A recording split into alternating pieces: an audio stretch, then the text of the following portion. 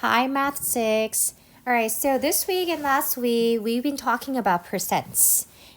Particularly in today's class, we talked about all different situations where a whole number is a perfect form of number that can be used to best describe the circumstance. Five people are there are five girls in sixth grade class and 10 boys in sixth grade class, whole numbers, right? But then there are situations where integers are best way to describe the situation. For example, it is -5 degrees Fahrenheit outside. -5 is an integer. And then we know another set of numbers called rational numbers, which is fractions. So half the class, one half, which is a fraction, half the class liked what we learned today. The other half didn't. And that was a fraction, use of fraction. And then we also learned and talked about situations where, it's best to use decimals, right? Especially for money.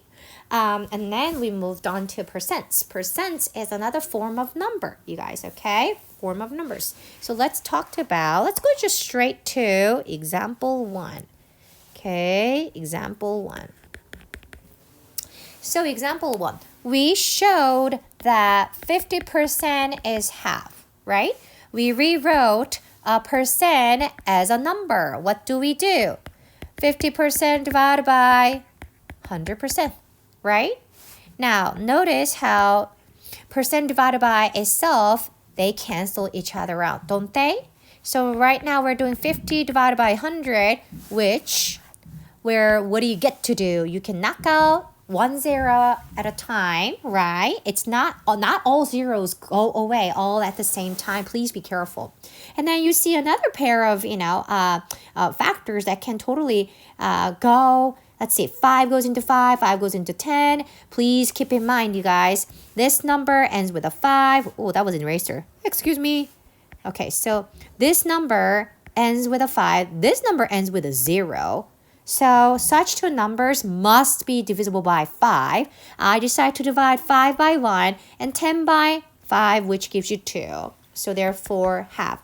Ta-da! 50% divided by 2, 50% is equal to half. And we just proved that using mathematics, all right? Now, I know everybody knows that 50% is half, but we just have to prove it the way using the conceptual understanding and procedural understanding we gained in class. Ready? Example 2. Do you guys, should we do the same thing? So let me bring down the number half, okay? It's a number, all right? Now we're converting a number to a percent. You guys ready? We're converting a number to a percent. Now, when we convert a percent to a number, we divide it by 100%. Okay? So what do you think we should do when we do backwards? When we rename number as a percent, we multiply the number by 100%. Do you remember doing this with me? Okay? Same thing, you guys. Come out. CCMA, cross cancellation and multiply across. That is what you do when you multiply fraction by fraction by, whenever you have to do a calculation involving fractions, you just do cross cancellation and multiply across. All right, so between 2 and 100, I see that 2 goes into 100 50 times. Therefore, 1 and 50 multiply together to become 50. And they're 1, and then it should have been over 1, right? So 1 times 1 gives you 1, and you still have to carry the percent sign. Therefore, the answer is 50%. Oh, we proved that half is 50%. Ta-da! So check this out, you guys. 50% is a half.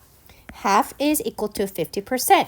So keep in mind, one more time, when you convert a percent to a number, you divide the percent by 100%, okay? Just think about canceling out the percent signs, all right? And you convert a number, okay, to a percent. You have to bring in the percent, right? Bring it in by multiplying number by 100%, okay? So that is good to review. Example 3.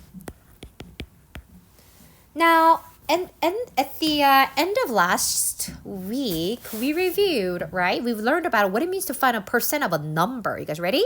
So 40% of 120. Are we good? All right. In the back of your mind, you guys, this is how I want you to do math when you are a grown up, okay? When you are 25 years old, you're not going to grab a sheet of paper and a pencil and jot down the whole calculation, and that'll find you what 40% of 120 is exactly. What you're going to do is, do you notice how 40% is really close to 50%? You guys notice that? So you all know how to find 50% of 120, because 50% is equivalent to, we talked about that, 50% is equivalent to half. This everybody knows, all right? So it's really finding 50% of 120 is same as finding half of 120, which is 60. So I'm guessing using estimation, though I'm just about to find the exact value of 40% of 120, I know my answer will be somewhat close to 60. Should we prove it? Let's go. All right, 40% of 120. All right, 40%. Whenever you have a percentage out of 100, right? Out of 100. Of translates to multiplication, 120. Okay, zeros go. And I see 10 and 12. What they told me is that they're both even numbers. That means they're both divisible by 2. 2 goes into 10 5 times. 2 goes into 12 6 times. Good. What else do we see? Oh man, 5 goes into 48 times. I love it when we get to cross cancel and reduce. Okay, 2 birds with 1 stone. Here we go. So you only are left with 1 here, down here. Upstairs you have 8 and 6. They multiply to become 48 over 1, which is 48. So what are we saying? 40% of 120 is 48. Haha, were we any close to 60? I mean, we're not completely off, but yeah, I guess. Yeah, 40% of 120 is 48. Okay, let me do a problem where the percent, what example is that? Number 4. Cuatro. All right, so 75%, right? That's too easy. Let me not do an easy problem. Let me give you a hard one, okay? All right, so let me tickle your brain. All right, here we go. 35% of 200. How about that? All right, now your percent doesn't end with a 0, so what? Okay, so 35% is 35 out of 100. Of means multiplication, and bring down to 200. And you know what to do. 2 zeros go away with another set of 2 zeros. Okay, be careful with cancellations with zeros. Now I have nothing left in the bottom, the denominator part, but I only have 35 and 2 upstairs. They multiply to become 70, don't they? Okay, yep. So you're saying 35% of 200 is 70. All right. Now, you know, some of my students don't do it this way because I prefer working with fractions. Some of my students, they prefer working with decimals. So what they do is this. Check this out. They see 35% and they don't write it as 35 over 100. They write it as 0.35 because 35% is equivalent to 0.35. You follow that? And of means same thing, multiplication. 200, write it down, 200. So what they will do is, watch what we do. Please do not multiply 0.35 by and 200 like that. Never, not anymore in the middle school, okay? I want you to, not even this. No way, all right? I want you to, okay, take a look at these numbers carefully. I see 35, I see 200. You guys see that? So 35 and 2 gives me 70 to begin with. And then I have 2 more zeros, just add them in. But then I have 2 decimal places to take care of. So therefore, 1, 2. Here we go. Same answer. Okay?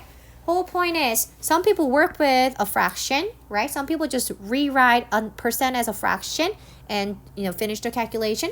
Some people rewrite a percent as a decimal and carry on their calculation. Okay? Either way, you get 70. All right. Next. Finally, tax and tip. Ready? Action. Mr. Moon goes into, he walks into, do you guys know a bicycle shop called Helen's Cycles in Santa Monica?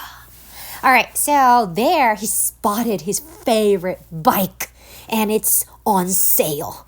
The owner goes, if you take it now, I'll give it to you for $2,000. $2,000 bike. Mr. Moon wants it. But then that's not the amount of money he will pay at the register. He will have to pay, so this is retail price, right? He will definitely have to pay sales tax. You get it? Sales tax. And them together is the grand total. The amount of money he'll end up paying. The amount of money that will get deducted from his bank account. Okay? For buying this bike. You guys ready? So today we learned about how to find the sales tax. I'm going to make this up. I'll make it easy for you, okay? 9%. Say sales tax in California is 9%, which is not true, but let's say it is, okay? 9% of what? Of what? Of the retail price. Of the retail price.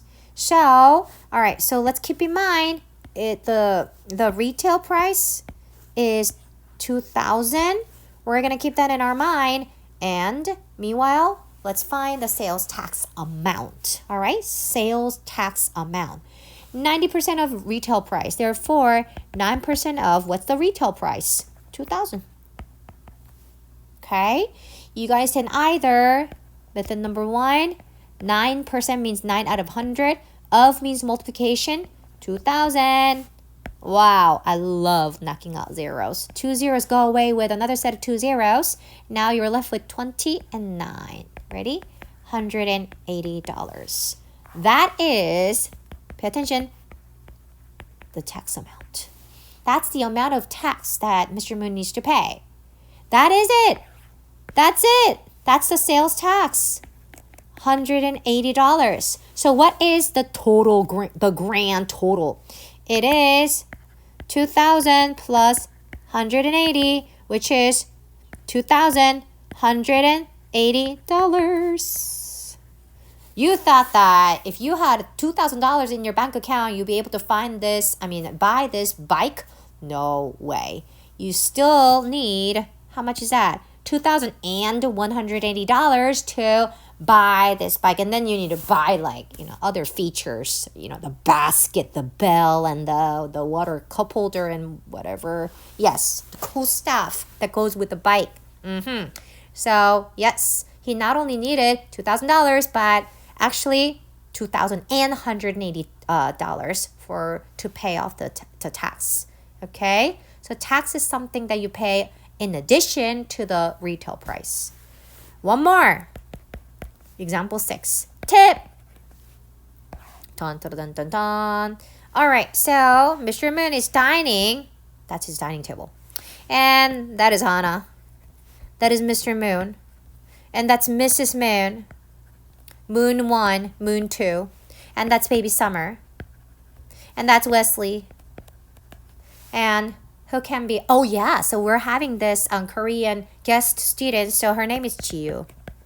So 6 of us. 1, 2, 3, 4, 5, 6. All right, 6 of us are dining at, what's our favorite restaurant? We're having a Korean barbecue. Let's cook up some meat and broccoli. Okay, and then it's like smoky. Anyways, so 6 of us, we ate our dinner. The dinner we go to the server. We go, hey, miss, excuse me, can we have our check, please? And on the receipt, it says, a dish of this and dish of that, da-da-da-da-da. And then Mr. Moon ordered like hot tea. And then it says subtotal. Okay. We ate for $500. Hey, Korean barbecue is expensive. All right, so subtotal is $500. And then You, of course, have to pay tax, but let's ignore tax for now, okay? Of course, you have to pay tax. And then you actually have to pay not only tax, which we're going to ignore for now, but I needed to show. But tip, okay? And tip is also additional, just like tax, all right? And the courtesy is that when it's a group of, usually for lunch is 15%, but then for dinner, people, try to pay their servers 18%. And when Mr. Moon goes, it's party of 6, so, and then the server was super nice, and then he wants to tip the tip rate at 20%, okay? So the question goes, ready? This 20%? 20% of what? Again, 20% of the subtotal. Are we good? So let's set this up. Subtotal is 500. You need to add tip amount, right? Sorry, it's the tip amount, which I don't know. And that's the grand total. Okay, so let's calculate that. Tip amount, you can find it by calculating. We said Mr. Moon wants to tip the server at 20% of how much ever they ate for. So 20% of, what is it? 500. Okay, that's the subtotal. Let's find this. 20% means 20 out of 100. Of means multiplication in mathematics, 500. Oh, zero is my favorite. 2 zeros go away with another set of 2 zeros. Cross cancellation just happened. 25 multiplied to become 100, which means tip amount is $100. Oh, wow. Did I calculate that right? Yeah. So what he ends up paying is $600. $600 of grand total. We ate for $500, but the total amount he ends up paying is $600. Very expensive. Wow. Thank you, Mr. Moon. So yeah, that is what we learned today. And I hope you guys understood the lesson. And tomorrow when we come back to class, we're going to talk about we're going to review tax and tip, but let me introduce a new concept called discount, sale, money saving. Okay, see you guys tomorrow. Thank you. Bye.